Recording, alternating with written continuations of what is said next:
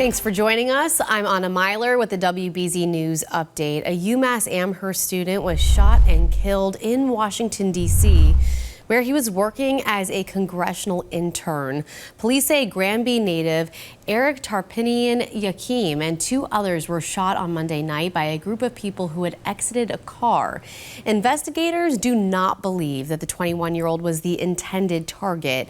A congressman from Kansas says Tarpinian Yakim started working in his office in June. UMass issued a statement saying it's in communication with his family and will offer support to people on campus who knew him.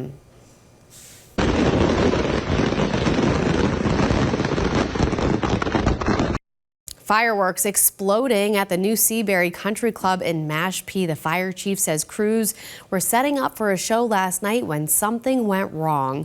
Two people were rushed to the hospital. Witnesses say that the explosion shook their home and sent a big plume of smoke into the sky. There were another 2 or 3 booms after that, louder than the first one, so you could see that all fireworks were gone. Flames are still 10, 15 feet high. Am I seeing this? Is this for real? And then the next thought was really just to pray. The fire chief says the remaining fireworks will be detonated because they're too dangerous to transport. People are being asked to avoid the golf course. There's a new push to release criminal defendants in Massachusetts who don't have legal representation. This is because of the court-appointed attorney shortage.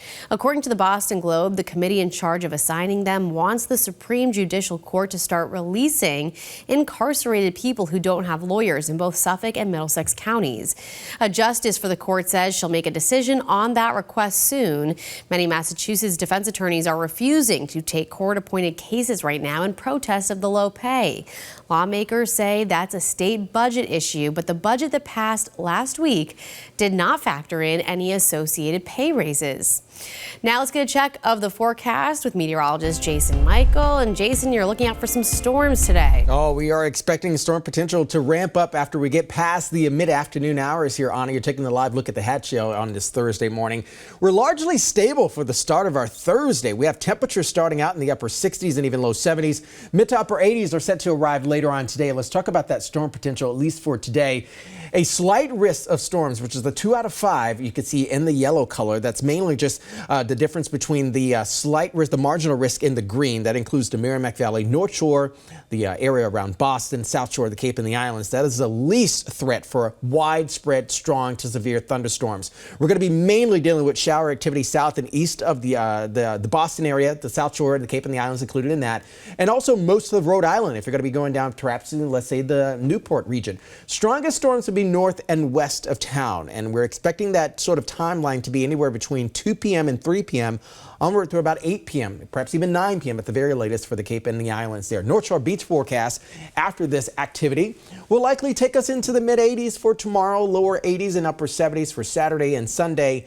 And as we start to look to early next week, more the 90s are going to be popping back in, including the city. Here's that 7-day forecast, dear friends. We're going to be largely dry for the next 4 days with our next rain chance and storm chances by Tuesday and Wednesday of next week, Anna. All right, Jason, thank you. This has been a WBZ News Update. Have a great day.